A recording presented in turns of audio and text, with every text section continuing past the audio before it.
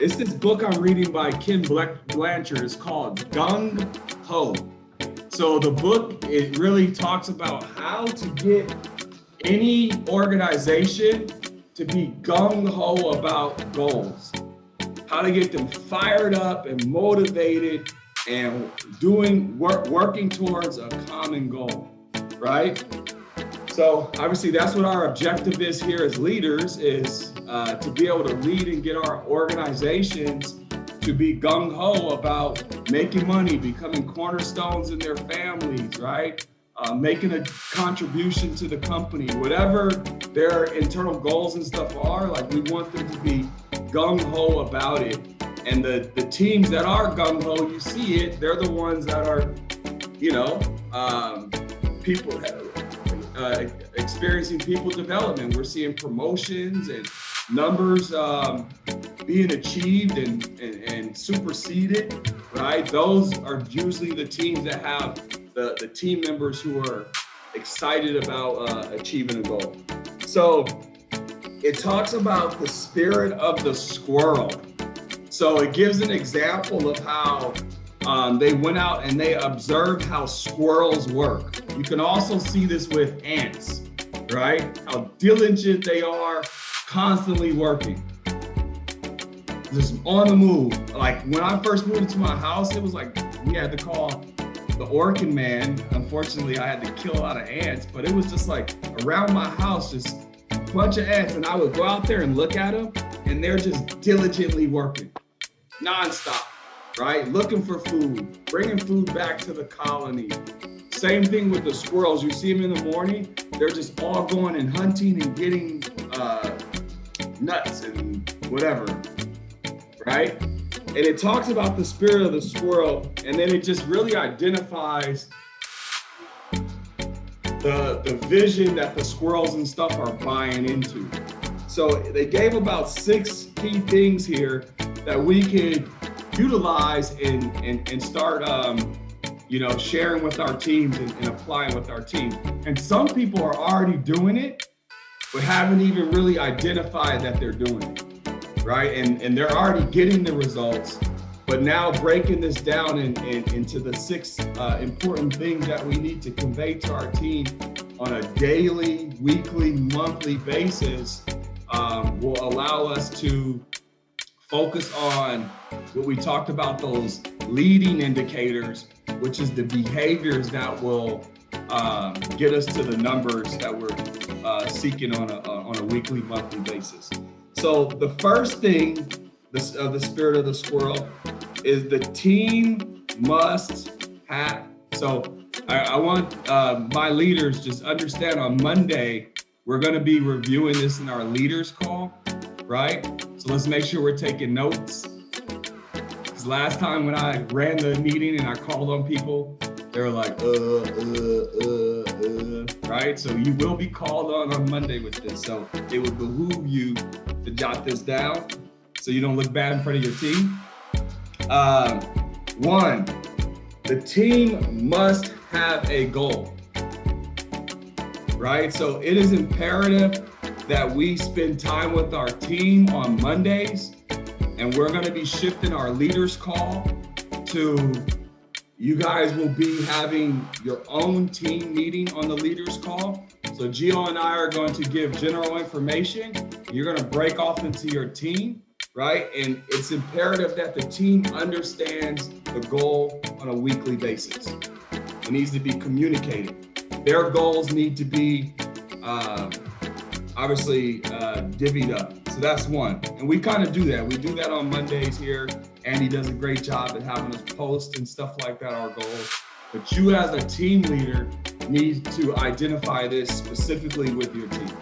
So I want to give you guys the platform on Monday evening to have that one-on however many team members you have, and they're hearing it come straight from your voice, and the accountability is coming within the team, right? So number 1, team must have a goal. Number 2, the goal must be worthwhile. So there needs to be an incentive behind it, right? We have to tune into WIIFM. Write that down. The radio station, WIIFM. What's in it for me? So when we're setting the goals, we need to make sure we're tuning into that, and our people are like, what's in it for me? Sure, Joseph, you want to get the partnership. We know what's in it for you, but what's in it for me? So we need to identify what's in it for our people. Number 3, the work must be seen as important. Like, how does it affect, like, what's the bigger picture, right? So one thing that I like to convey is obviously them hitting their own personal financial goals and their why, but also from a company level, right? Like when we produce sales, Joseph, when your team hits the standard, and Kevin, your team hits the standard, and Travis, you hit the standard, and J Wolfpack is hitting the standard, it's so much easier on Seth and Ken with technicians, right? Technicians are consistently getting jobs. The back office can be funded and have support, right? We don't really understand the money aspect in the back end and the challenges we have when production is like this. Technicians are on commission. So if this week they get 5 jobs, next week they got 10 jobs, they're looking for some consistency. So if CMC can't provide it, another company has to provide it, right?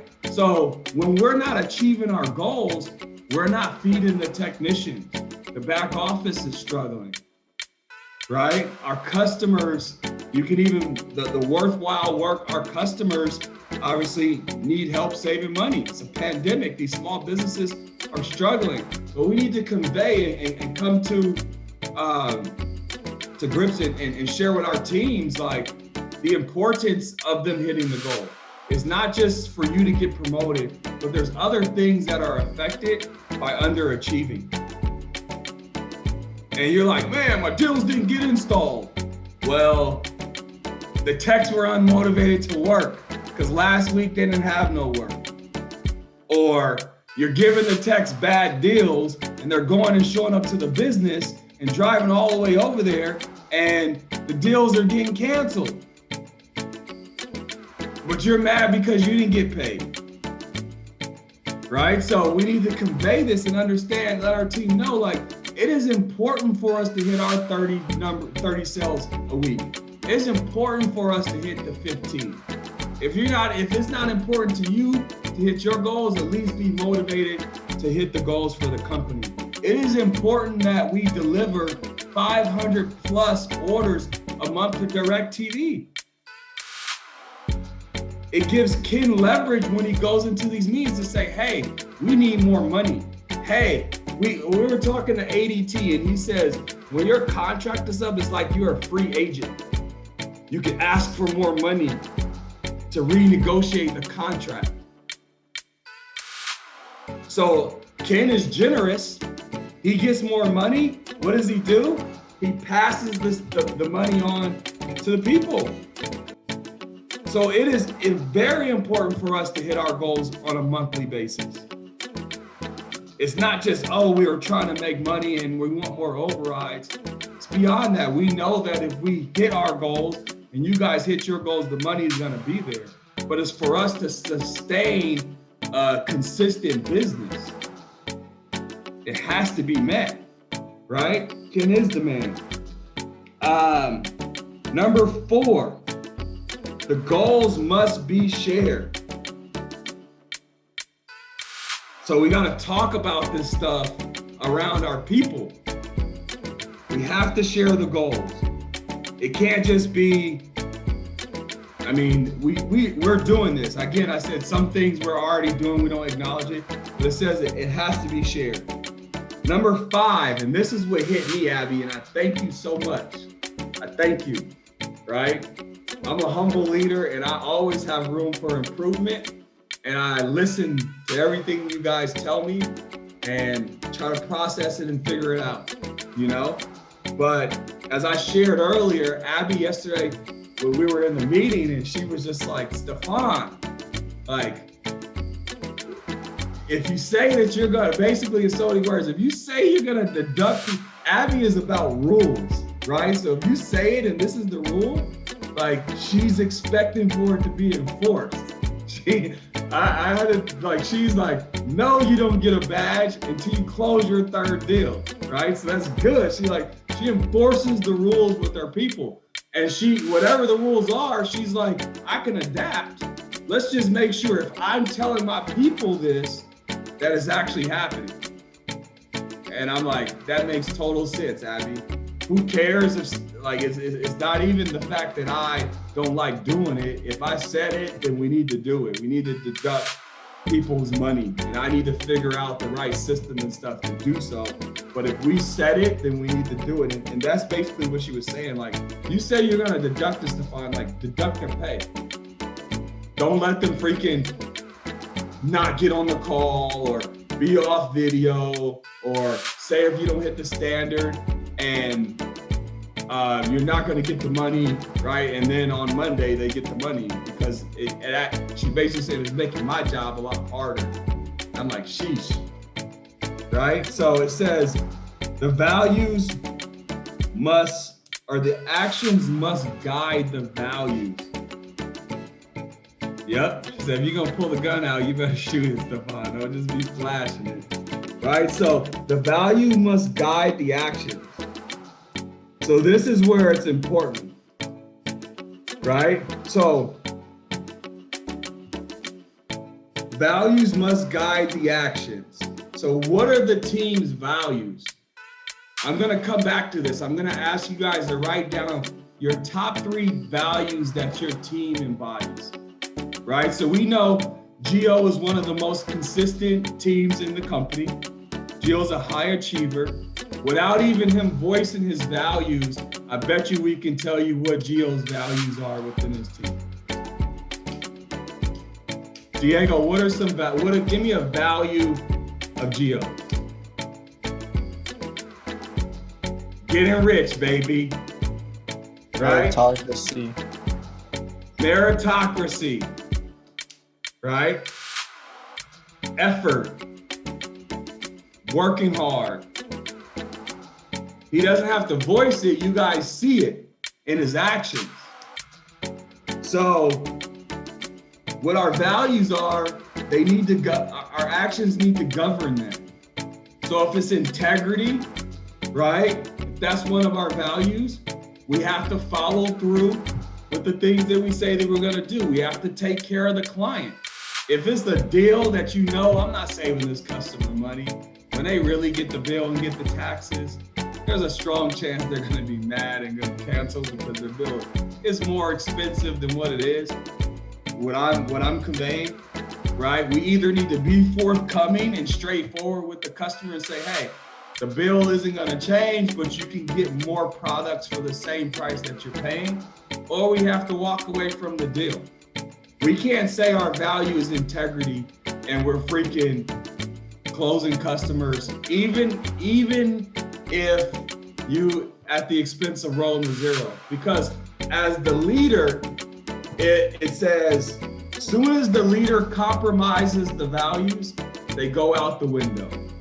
And that's what I did with the docking the pay. I compromised the values. So if we're saying our value is to work hard and to follow the 7 habits, and we're going in the field and we're conveying this to our team, and maybe you don't even say that's the values, but that's our company's 10 commandments, they say, so to speak, right? This is the company's values, is the 7 habits. We know that the right habits need to be displayed on a day-to-day basis for us to be consistent. But when you as the leader are rolling a zero and you go home at 5:30 with your people, you get on a wrap-up call, you at home in your t-shirt and your wife beater, and you roll a zero, you've compromised the values right there.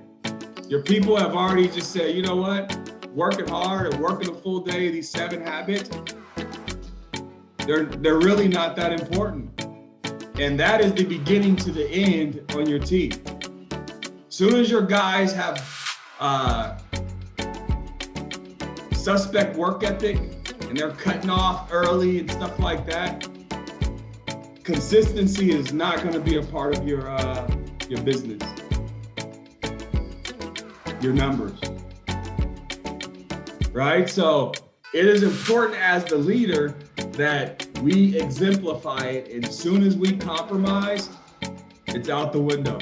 Welcome to leadership, guys. It's so easy to build influence with people, or so hard to build influence, but very easy to lose it.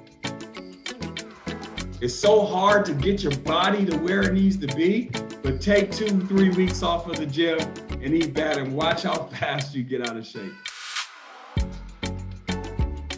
Hard things, you know, the harder it is, the more meaningful and you know, important it is for us. So we must govern the value. Our actions must govern the values. And then number 6, and this one hit home too. Everyone needs to have freedom to contribute at their capacity. So we have people in this company that, and we were talking about this yesterday, Ken, and trying to have people be us. And that is not realistic nor fair. Not everyone has the drive that I have, or Steven has, or Gio has, or J-Dollar has, like, or Jonathan or Joseph. Not everyone has that drive, right? Not everyone wants to make $500,000, $1 million to be a billionaire. Some people are okay with $60,000 a year. They're good with money. That's my comfort zone, right? So when our people are setting their goals, it talks about not shaming them for having lower goals than what you have. So if Travis is like, the minimum is 16 is where I'm at, like I shouldn't be like, Travis, like, why not go for 30, man? Don't you want to be a millionaire? Like, let Travis decide what he wants to decide for himself. And I'm shifting that, right? Maybe some people don't want to get into partnerships. So those are the top 6 that will help your team become gung ho.